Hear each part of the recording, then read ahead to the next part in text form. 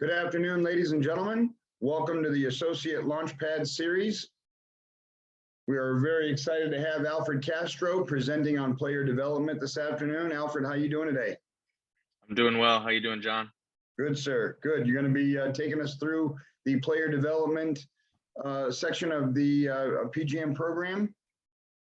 Yes, sir. Yes, sir. I'm excited. We'll try and make it as interactive as possible. Tom Parker and myself will be interjecting with commentary and questions along the way to kind of give you the ability to extrapolate a little bit on different sections of your presentation. The idea is to make this as interactive as possible for the attendees that are on here. Lance Hone is on here. Welcome, Lance. And so is we got another attendee as well. Feel free to jump in whenever you wish. Ask questions. This is an interactive platform intended to make it easier for level 1 associates to get through the level 1 work experience kit. And again, Alfred, thank you very much for carving out the time and volunteering your experience to helping associates across the District 11 with their PGM program. Awesome. I'm looking forward to it. Player development is something that I really feel strongly about. The pleasure of having a great coach when I was young. And now that I'm in a role that I can kind of give back, I want to give back as much as I can. Just haven't had the luxury and pleasure of, receiving a lot of help along the way. So where are you currently working, Alfred?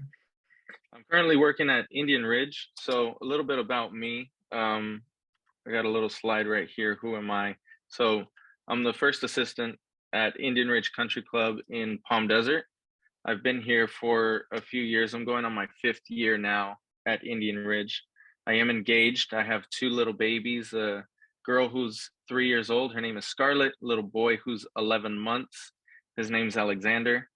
I did play collegiate golf, played right here at COD in Palm Desert, College of the Desert, where we won a California Community College State Championship. And I had a very interesting way that I actually got into the golf community. I got burned out from collegiate golf and didn't really know if golf was where I wanted to be. So I took a couple years off, finished my bachelor's, got a bachelor's in psychology, and was working as a behavioral therapist, mainly with kids with neurodevelopmental disabilities. So with autism and with Downs and stuff like that. So I realized maybe 3.5 years into it that I couldn't compartmentalize. I couldn't leave my work when I left work. I felt for a lot of the families who were in these tough situations, going through, different circumstances, and it weighed on me really heavily. I realized I wasn't going to be successful in that career. And I turned back to golf because golf was something that I loved to do. And I didn't realize it until a little bit later. It was a little bit of a job. I had a mission, that I wanted to play collegiate golf. I accomplished that and then didn't really know where to go after that. I didn't know about the PGA program. And I didn't know that there were opportunities to be a PGA professional. And thankfully, somebody that I met was Jim Robinson, who's our director of golf here. I knew him outside of golf. We played basketball together. And I approached him. I was like, hey, Jim, I know you're director of golf. He was director of golf at Mission Hills at the time, and asked him, a little bit about what the program was. I had just looked it up on PGA.org, and it was, 3 years at least to get the PGA certification done. And I was like, man, I just want to go teach some people and try to make some money on the side. And he has been my mentor through this whole process. I'm currently on level 2 now. Wrapping it up, just have to do a couple more videos and I'm about to send that in before we kick off our season. I've really enjoyed it. I started as an assistant merchandiser working under Jody Cook. Some of you may know of her, but she was really a legend in the golf industry. And I just worked my way up from an assistant merchandiser to a golf professional, started working on tournaments. And the biggest thing that I found where I can give back is with juniors, similar to what Josh Myers, PGA at the PGA Golf School at PGA West. what he's done for me, I'm trying to do for these kids now. So I have a few juniors that I'm mentoring and teaching, and I'm teaching them not only how to play golf, but a lot comes with golf as far as, how you carry yourself and who you are as an individual. I think you learn a lot about yourself. So I'm looking forward to. Alfred, are you a year-round employee there at Indian Ridge? I am a year-round employee, yes, one of the few, but I do stay here year-round. Yeah, it's again one of those things that's very fortunate for me having a family and being in this area. There's a lot of seasonal employees that do the East Coast, West Coast trips, right?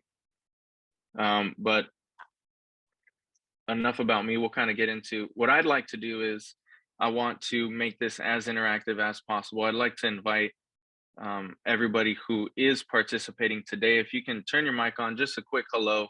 Tell us who you are, where you're from, and where you are in PGA, and kind of what your plan is. To be able to articulate that, I think helps us with where we want to go and helping us kind of making a social contract with other people. Is when you say it out loud, you're kind of held to that, right?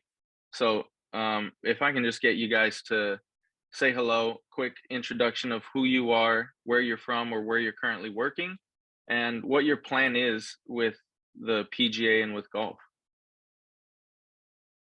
Do we have any volunteers to start out? I can't see the full list of people right now. Yeah, Lance Hong, are you able to unmute and respond? Hi, John. Hey, Lance, how are you? I saw your email this morning. We will, sidebar, we will get back to you on being able to register for the Teaching Coaching Summit. Why don't you tell us a little bit about yourself? Lance? Oh. There you go. Lance. Yes, hi. There you go. Hey, Lance. Yeah, I'm a little bit nervous. I'm first time joining this communication. So I'm 51 years old. I'm working at X Golf and Torrance. As I saw the list of Derek Khan here, this room.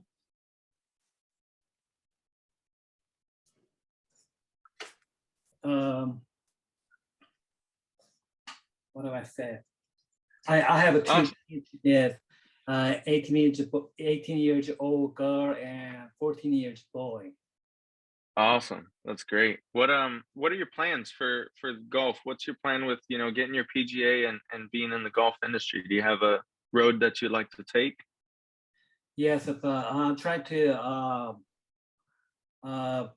progress my PGM program, but I had a bad, medical situation past 2 years. The doctor said it's not COVID, but I had a serious problem my inside the body and outside the skin. So, oh wow, I'm not perfect recovered yet, but everything fine except my face and skin allergy problem. So gotcha. I'm trying to get back, start PGA, finish level 1 portfolio. So I joined this program. Awesome. Well, thank you to all of you guys who have set this up. I think this is great to help people like you get through your level 1. I'd encourage you to reach out to us if you have any questions, because not only, John, Tom, and Steve, as well as myself, are very receptive to any questions you may have or any assistance you may need, but I'm sure I can speak for all of the other volunteers who are putting on these presentations. We'd love to hear from you. Even if you're dropping a line just to say hi, or if you are dropping a line just because you need something, don't be afraid to reach out to us. You'll learn that the PGA is a very inviting community, very helpful and giving. We're here to help those who need our help, and we're always more than willing to give any assistance in any way we can. Okay, thank you so much. Hey, and Alfred as well. One of the things that we may talk at the end of the presentation on is a mentoring program. So Tom Sohn out of the San Diego chapter has created a phenomenal mentoring program where we take PGM associates and mentor them up with PGA Class A professionals and help them one-on-one. So again, Lance, for you, that's another option, and be happy to get you in contact, depending on, we have representatives from each of the chapters in the Southern California section, but we also have the ability to reach out of the section into the other sections in the western side of District 11 to help them as well. So just another avenue for you, Lance. Awesome. That's some great stuff. Is it just Lance and I today? If it is, then I'd like to tailor it, as much as I can to you. If you have any questions, please, give me a shout, stop me. I can go back and restate something if it's difficult to understand, or if I can say it in a way that's a little bit easier for you to receive. All right. Thank you. Yes, sir. So I'm going to start it out with a little quote. This is very beautiful. No other game combines the wonder of nature with the discipline of sport in such carefully planned ways. And a great golf course both frees and challenges a golfer's mind. It's awesome. Golf is a beautiful sport, unlike any other. You can play it forever, and it's one of those, like you say, it's a game you can learn but almost never master, right? So we're going to cover a few different things. We're going to cover your learning outcomes, some of the portfolio activities that are required of you to complete level 1. I do want to touch on the ADM model. We did have a couple of changes to it, and if you haven't reached that part, then that's just fine. And if you've covered it already, no worries also. And then I want to open it up to some Q&A from everybody and invite you guys to interact, ask me any questions that you have. Okay, so we'll start out with player development. Some of the learning outcomes. So what you're going to be learning is how player development helps not only you, but how it helps the facility, right? The facility obviously is going to want to generate revenue, and us as PGA members, we're working here to get paid, right? So we want to find the best of both worlds. We're also going to learn to link player development programs to the facility's business goals and objectives, identify the distinctive needs, interests, desires, and concerns of targeted population. I think that part is really important. You got to know your customer and tailor it to them. And that's going to help you be all the more successful, right? Whether you're in an area or like, for example, I'll use Indian Ridge as an example. We are mostly people who have retired, right? So we tailor our all of our teaching aspects to those people.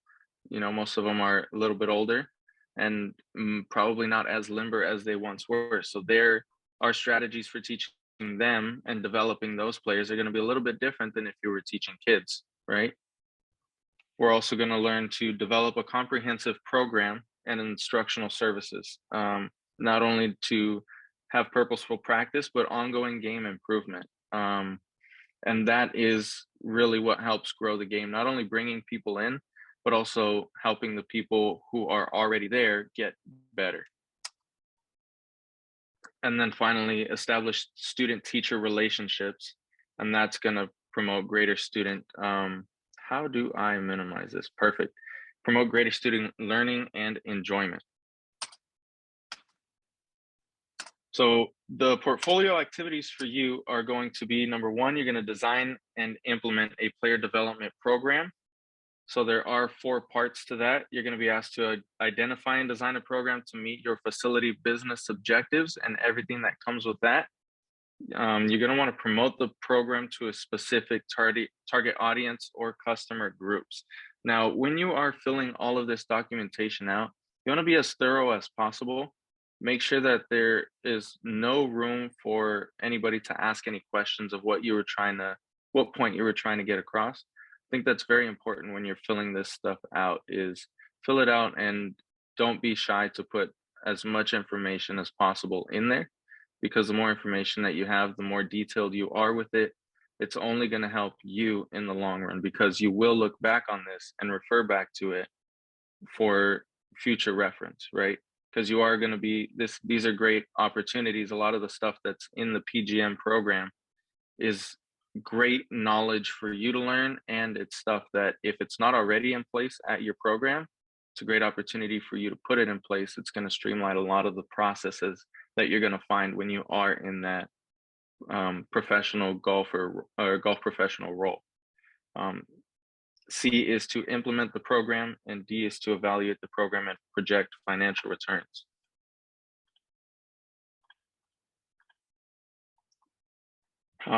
Parts 2 and 3 have been, correct me if I'm wrong, gentlemen, but I believe these have been suspended. If you have finished these already, then no worries, you're not going to be graded on it. But if you have not yet finished it, you can skip over 2 and 3 and go straight to the ADM certification. Am I saying that correctly? Yes, Alfred, I believe you are. I was at the level 1 seminar about a month or so ago, and they told us that those things were suspended. Awesome, perfect. So what is player development? It's attracting new players, teaching fundamental skills. It's not only junior programs, but it's also adult golf instructional programs. It's creating leagues, social events, family days, right? So one of the things that we do, or I've heard actually a buddy of mine who has a club up north, that what they do is they do a 3, 6, 9 and wine. So they have holes 3, 6, and 9 that are very easy to access. They'll do it in the evening time. They'll go play holes 3, 6, and 9 with a group of people. They'll come in, they'll get a little bit of instruction with the golf professional while they're out there. Then they'll come in, have some wine, have some beer, talk about the things that they learned, and really turn it from a golf instruction point to a social point, right? So I think that's some creative ways that you can really create leagues or social events within your club. But the main objective is getting the golf, enjoy, and stay with the game. So one of the things that I want to touch on is the golf economy. Golf is amazing. It provides lifelong recreational opportunities, like I said, for tens of millions of people in the United States. It's great for the economy. It's a major contributor to it, and it's vital to our local economy here in the desert, right? So some fun facts that I found: there was a study done by the High-Low Desert chapter of golf course superintendents, and golf in the Coachella Valley accounts for 1.1 billion a year in direct and indirect impact. And this was a 2014 study. It'd be interesting to see what that number looks like now. So not only public and private and resort courses in the Coachella Valley, it's all the other sectors that are associated with that, right?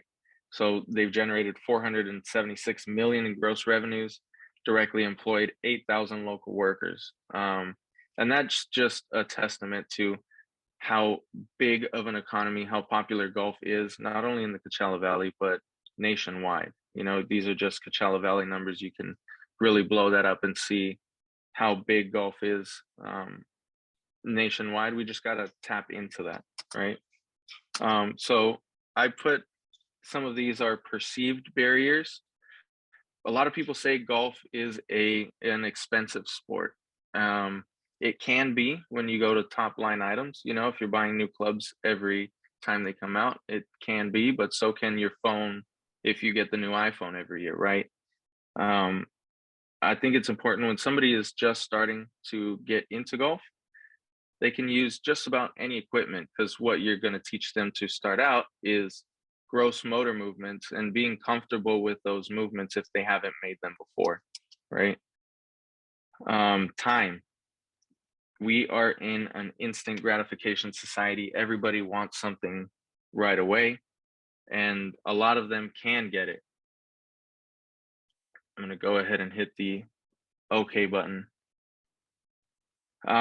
We all have time for what we want to make time for, right? And I think it falls on us to make golf something that's exciting for everybody who is going to take it up, right? So if you can make it exciting, more people are going to want to join the game.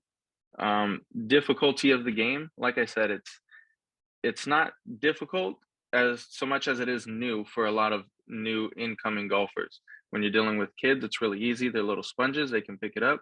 When you're dealing with adults, you just have to tailor it a little bit differently as far as how you articulate the information for them. Limited options besides just playing 18 holes or lack of interest from the other family. Like I said, as long as we get creative, you know, golf doesn't have to just be going out there and trying to play 18 holes. You really want to start from the short game, develop the short game. You can play a ton of different chipping, putting, and short game games that make it exciting for a new golfer, right? And coming from a psychology background, one thing I want to touch on is you really want to create a lot of successes for new golfers. It's very important that you help them become successful early on, and that creates an internal gratification for them, an idea of I can do this, right? And then from there they start getting excited about the sport, and then that internal gratification becomes internal motivation, right? And when you can create internal motivation, it's a lot more valuable than creating an extrinsic factor that motivates them. So that's what falls on us as PGA professionals and developing golfers, is to create a way for them to enjoy the game, even if you're not teaching them a way that they can be successful and enjoy it within themselves. We're going to go ahead and breeze past these new spots. I want to talk about strategies for growing the game. And please, gentlemen, if you have any questions, just pop on the mic, say hello, let me know if I'm going too fast. So far, is everybody staying with me? I'm going to take that as a yes. Yes, indeed. Yes, indeed. Awesome. Awesome. So a couple strategies for growing the game. We kind of touched on them. Retaining and strengthening the golf core, right? What is the golf core? You want to know your customers, be observant, tailor things to them. If it's juniors, you want to tailor some games that they're going to be having fun with, right? And if it's adults, you want to make sure that they don't get bored with the game, right? That's where building those instant successes comes into play. Deepen the engagement in the current golfers, right? So you get people that have played anywhere from 24 to 2.4 handicaps, and everybody's just trying to get better. So it's a continual learning process for us as golf professionals to continually educate ourselves, right? And make sure that we are trying to get better ourselves in giving instruction, not only to the brand new golfers, but also to the golfers who have been playing for a while and are lower handicaps. Because if you can help that lower handicap person get a little bit better, that's going to bring revenue to you in the form of word of mouth recommendations for lessons, right? So everything not only impacts golfing and PGA as a whole, but it's also going to come back to you as a person and the brand that you're trying to build. So here's a couple more strategies for growing the game. I don't want to take too much time on that. I really do want to kind of breeze through this part and, like I said, drive new players, reach out to the other 84%. So how do you get those people who haven't played golf into the golf course? And we can be very strategic in how we do it, offering new golfer camps, offering things like that wine and dine where they are 9 and wine, where you go out, play 9, and then go have a drink after, create a social event, camaraderie event, and just get very creative in how you are reaching out to these golfers who haven't played before.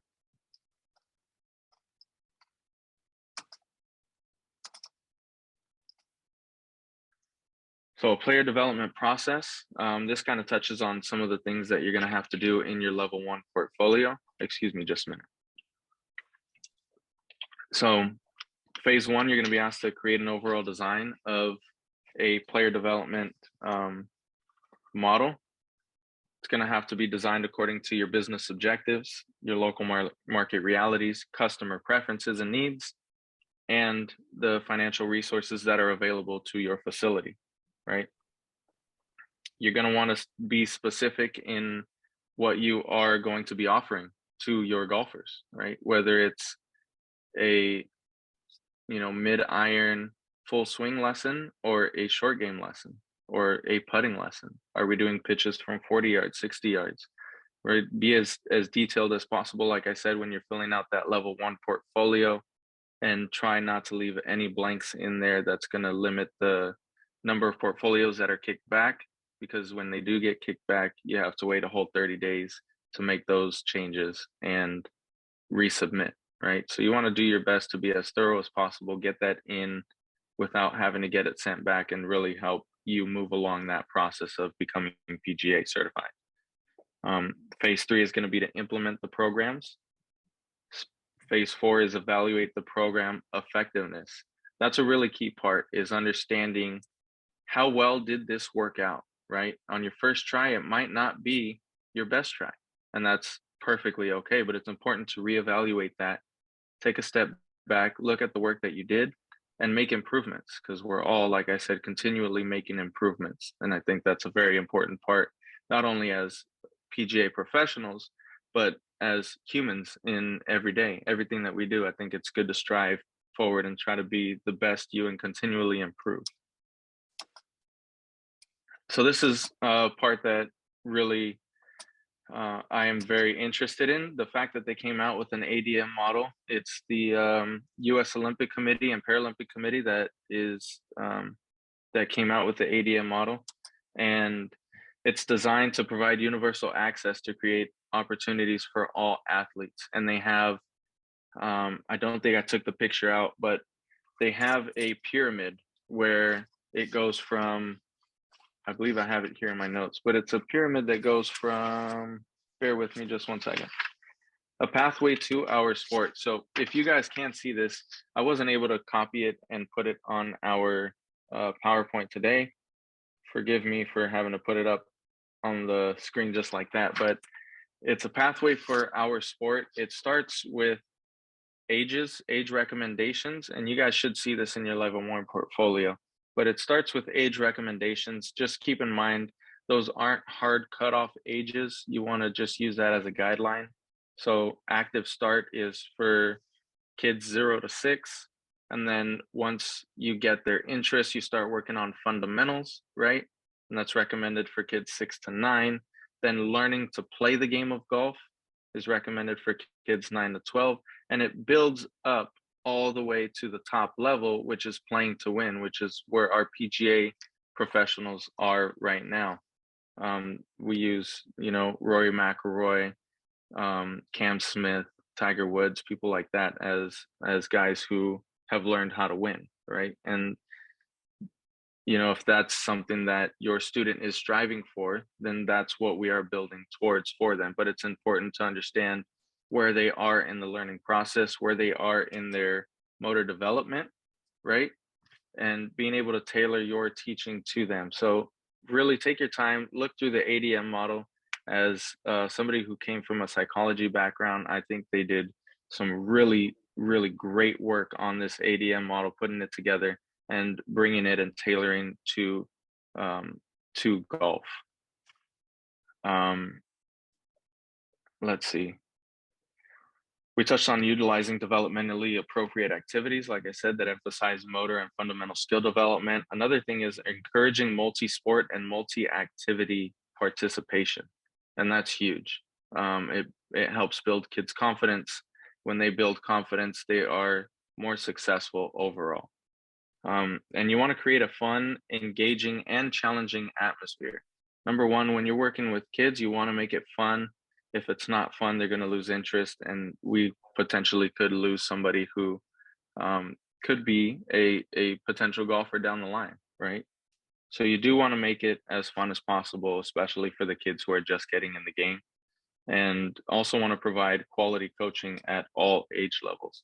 Like I said, make sure you understand how to tailor your teaching to somebody who is brand new versus somebody who has played the game and plays it at a higher level. This was a very important fact that I found. The US OPC, United States Olympic and Paralympic Committee, discovered that 26% of kids that stopped playing a sport said it was because of bad coaching. And that's kind of heartbreaking, because coaches are supposed to be really nurturing these kids, not only teaching them fundamentals, but teaching them how fun the game is, how it can benefit them in their lives, right? And we have a responsibility not only to the PGA, but to the kids to help them grow in this sport, right? So I did have a video that I wanted to show. Unfortunately, I won't be able to today, but there are some great videos on that ADM website on PGA. Is it PGA.com is where we found that at? I'd have to go back and double check, but it is in your portfolio. Like I said, you guys will have that information, and there are some links to some interesting videos. Again, you want to create early positive experiences for all participants, and the ADM model is going to keep more golfers engaged in our sport longer with 4 outcomes. Those 4 outcomes are developing fundamental skills that are going to transfer between sports, right?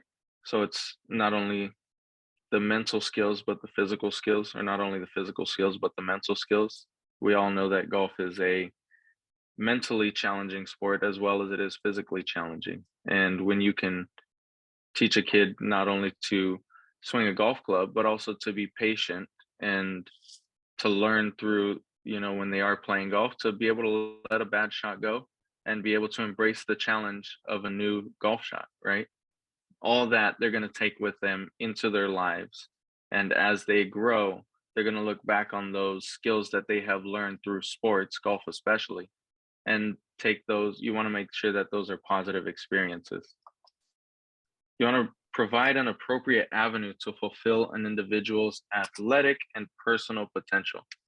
So I've said it once, I've probably said it 3 times already today, but you want to make sure that you tailor your sessions to them based on their development, right?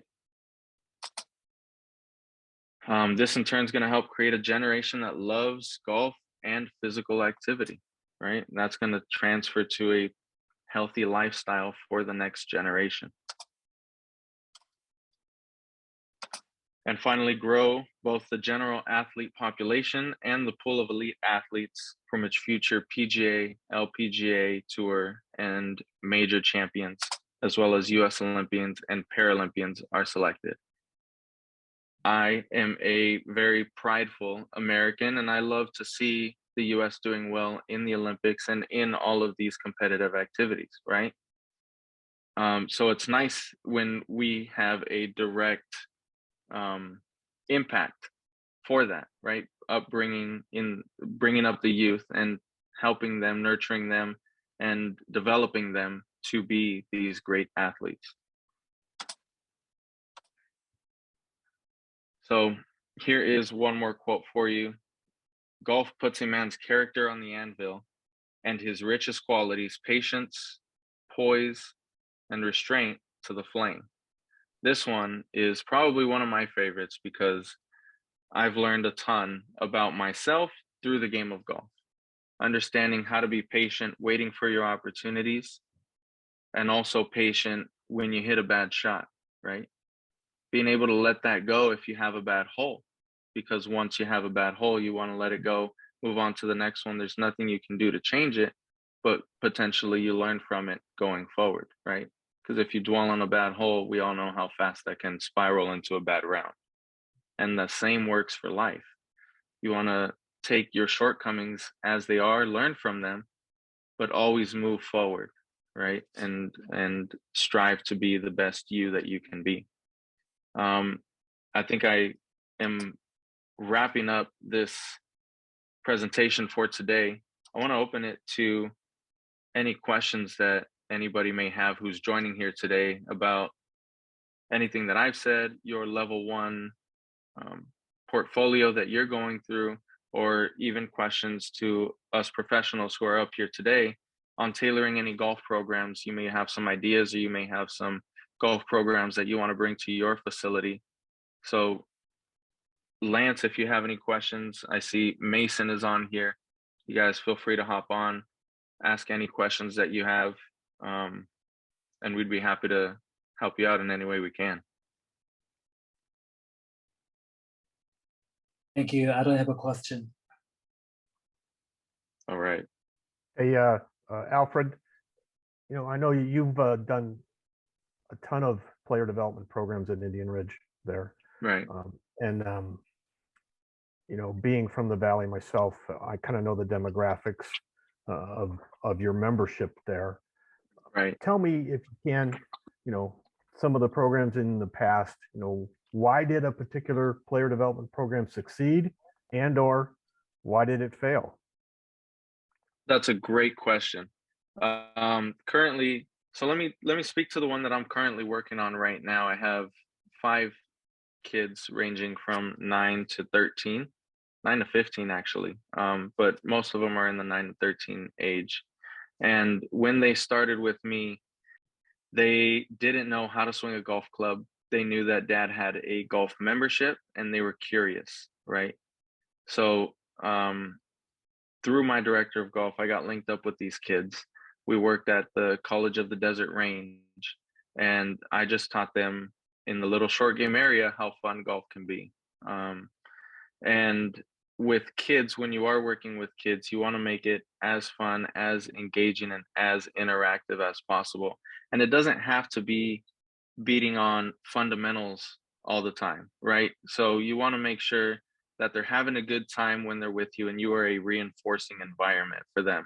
What I found early on when I ran my first player development program, I was Mr. Coach, making sure all the kids were on task, working on their swing all the time.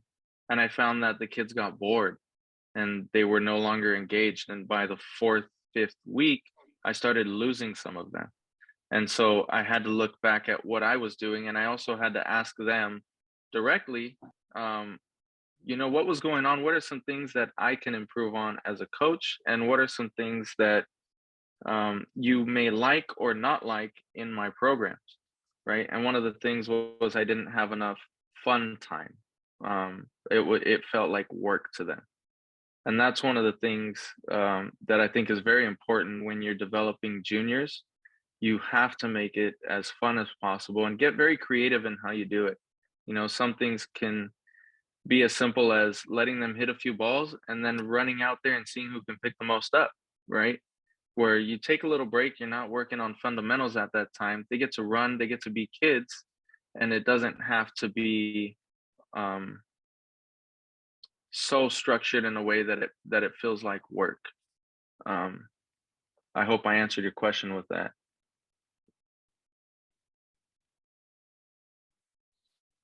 Yeah, awesome. Mason, Derek, Jason, anybody, you guys have any questions for Alfred? Hey, Alfred, when you're doing a program or working on starting a program, do you run that by a professional or the owner, or how do you go about starting a program? That's a very good question. My recommendation to you would be always to collaborate with your head golf professional or director of golf. That is something that you'll learn. To answer your question simply, yes, but a little bit more in depth. You want to bring them a program, not only an idea, but a structure on exactly what you want to do, when you want to do it.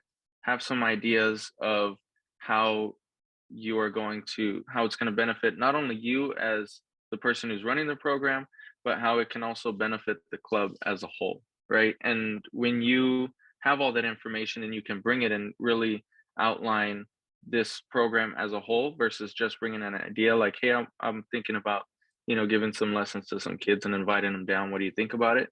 Versus, hey, you know what, I'd like to give a junior lesson every Friday from 3 to 4. Our course is a little bit slower. We're going to bring in these amount of kids. We're going to charge them this much. We're going to do this for them as far as golf instruction is concerned. And then if you're at it kind of depends on whether you're at a private or public club. If you're at a public club, then you can charge them X amount. Maybe that'll cover lunch and then, for the kids, and then bring the parents in. It'll generate a little bit more revenue for the club when parents have to, come and have lunch with their kids, give them maybe a drink voucher or something like that. And then really be able to articulate your ideas as far as how it's going to work out. But definitely every time you have an idea, you don't want to go necessarily behind the back of any of your golf professionals. You want to really collaborate with them whenever you are bringing a new program into your golf facility. Thank you. Yes, sir. Absolutely. And you'll find, you know, when you do have those conversations, you're going to learn from them. You're going to learn about who your golf professional is, right? What the club facility, you know, likes or does not like. And then you'll be able to tailor that, build, grow, and make changes and improvements along the way.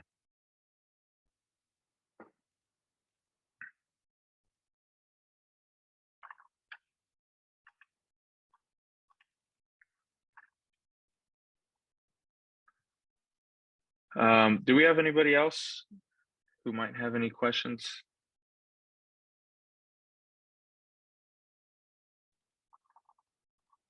One thing then, I'll also say, and I think Alfred, you said this like 3 or 4 times during the course of the presentation, but Right.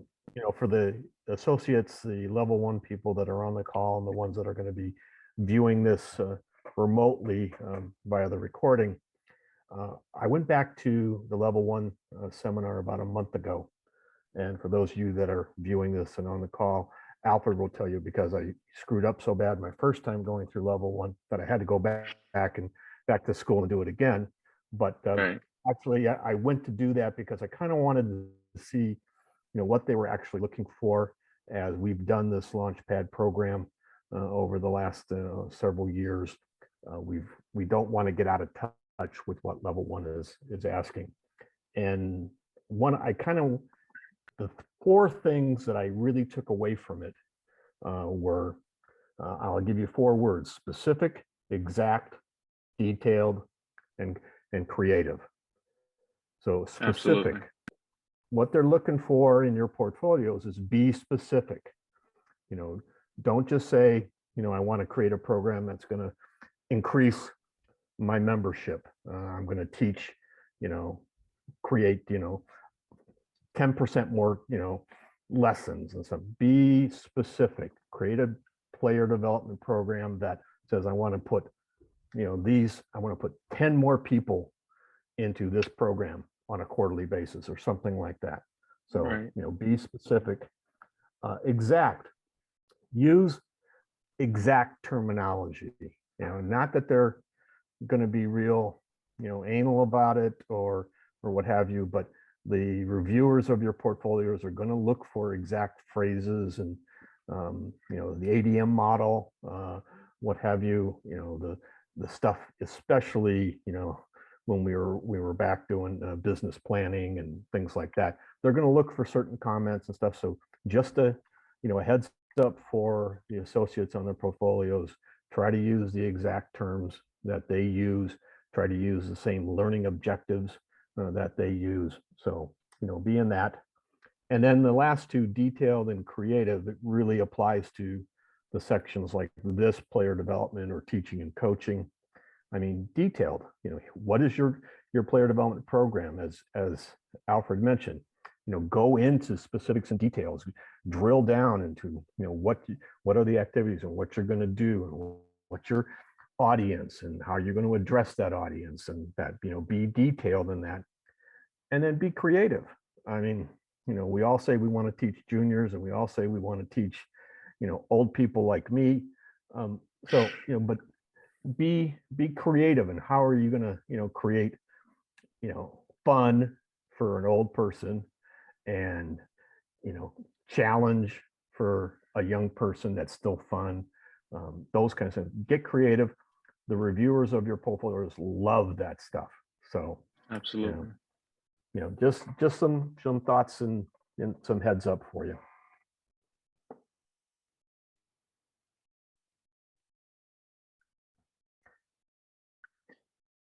Anything else, John? Do you have anything you want to add at the end?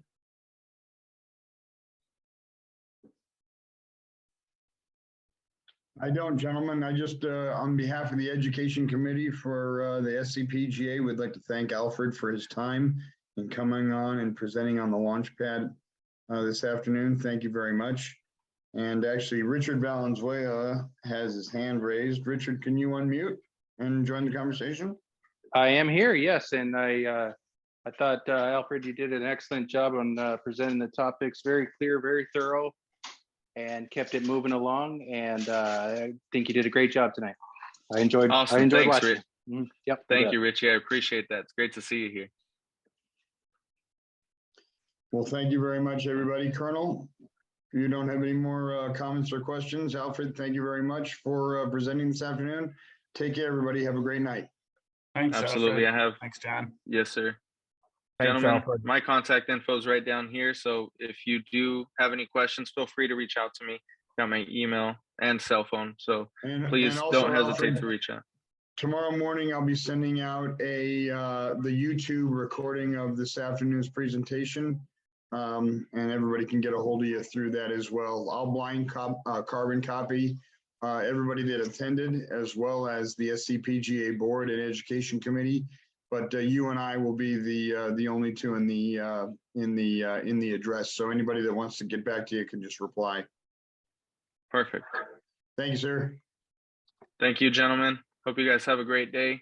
Again, be thorough, be detailed, and don't be afraid to reach out. We're all here to help. Definitely. Thank you, Alfred. Thank you. Thank you, gentlemen.